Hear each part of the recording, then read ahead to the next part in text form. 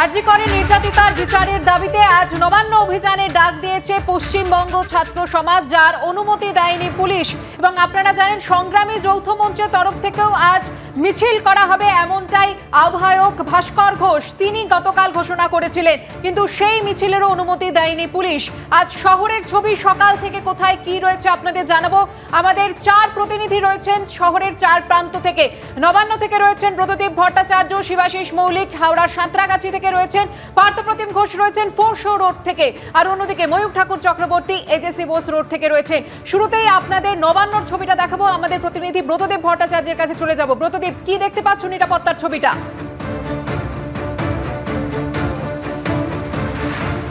আজকে যে কটা মিছিল এই নবান্ন অভিযানে ডাক দিচ্ছে সবার অভিমুখী কিন্তু এই ঠিক এই জায়গায়, এবং সেই কারণে রাস্তায় বিভিন্ন জায়গায় কিন্তু ব্যারিকেড করা হয়েছে যাতে মিছিল নবান্ন পর্যন্ত এসে না পৌঁছাতে পারে। কিন্তু কোনোভাবে আন্দোলনকারীরা সেই ব্যারিকেড ভেঙে যদি নবান্নে এসে পৌঁছন তার জন্য কিন্তু এখানে নিশ্চিত নিরাপত্তা ব্যবস্থা রাখা হয়েছে। তোমাকে একটু ছবিটা দেখাতে বলছি শান্তনুকে।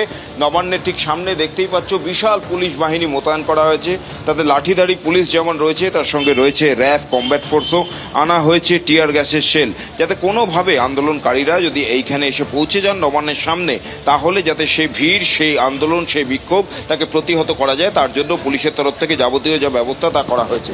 মূলত যে প্রধান তিনটি রাস্তা রয়েছে নবান্নে আসার, একটা দ্বিতীয় হুগলি সেতু, একটা সাঁতরাগাছির দিক দিয়ে এবং অন্যটি মন্দিরতলার দিক দিয়ে, এই তিনটি প্রধান রাস্তায় কিন্তু পুলিশ ব্যারিকেডিং করে দিয়েছে এবং সেইখান দিয়ে মিছিল আসলে সেই মিছিলকে সেখানেই বাধা দেওয়া হবে।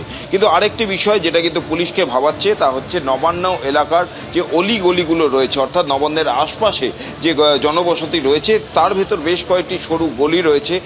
বেশ কিছুদিন আগে নবান্ন অভিযানের ক্ষেত্রে এরম ঘটনা হয়েছিল যে বিক্ষোভকারীরা মূল মিছিল পুলিশ তাদের আটকে দিয়েছিল প্রধান রাস্তায়, কিন্তু বিক্ষোভকারীরা এই সমস্ত গলি দিয়ে নবান্নের সামনে এসে পৌঁছে যায়। তাই আজকে পুলিশের তরফ থেকে সেই সমস্ত গলিগুলোর উপরেও বিশেষ নজর দেওয়া হয়েছে যাতে কোনোভাবে দল ছুট হয়ে ছোট ছোট দলে ভাগ হয়ে বিক্ষোভকারীরা যাতে নবান্নের সামনে এসে না পৌঁছাতে পারেন, কারণ সেই আশঙ্কাও কিন্তু রয়েছে।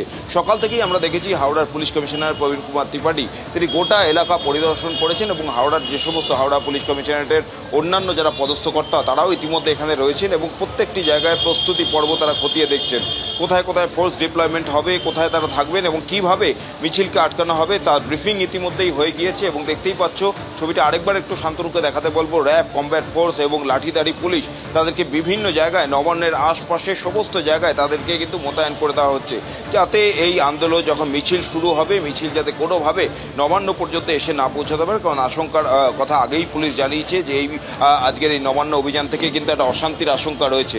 তাই সমস্ত আশঙ্কা যাতে কোনোভাবেই সত্যি না হয় তার জন্য পুলিশের তরফ থেকে এখানে কিন্তু বিশাল বাহিনী মোতায়েন করা হয়েছে, লাঠিধারী পুলিশ রয়েছে, তার সঙ্গে র্যাব রয়েছে, কমব্যাট ফোর্স রয়েছে এবং দেখতেই পাচ্ছ টিয়ার গ্যাসের শেল দিয়ে কিন্তু পুলিশ একেবারে প্রস্তুত যাতে বিক্ষোভকারীরা কোনোভাবে সেই বিক্ষোভকারীদের ভিড় যদি নবান্নের সামনে এসে আছড়ে পড়ে তাকে যাতে প্রতিহত করা যায়। গোটা এলাকা কার্যত নিশ্চিদ্র নিরাপত্তায় মুড়ে ফেলা হয়েছে। যেটা দ্বিতীয় হুগলি সেতু থেকে নবান্নে আসছে, দ্বিতীয় হুগলি সেতুর মুখেই একেবারে তার আগে এজেসি বোস রোড সেই সমস্ত জায়গাতে ব্যারিকেডিং রয়েছেই এবং নবান্নে ঢোকার মুখে যেটা ফাইনাল যে ব্রিজ রয়েছে সেই ব্রিজেও কিন্তু ব্যারিকেড রয়েছে এবং সেখানে পুলিশ একেবারে প্রত্যেকটি গাড়ি যেগুলো নবান্নমুখী যে গাড়িগুলি আসছে প্রত্যেকটি গাড়ি দাঁড় করিয়ে সেটা চেকিং করে অভিযান আজ নবান্নমুখী সেই অবান্নে আমরা দেখতে পাচ্ছি যে কড়া নিরাপত্তার বলয়ে মুড়ে ফেলা হয়েছে।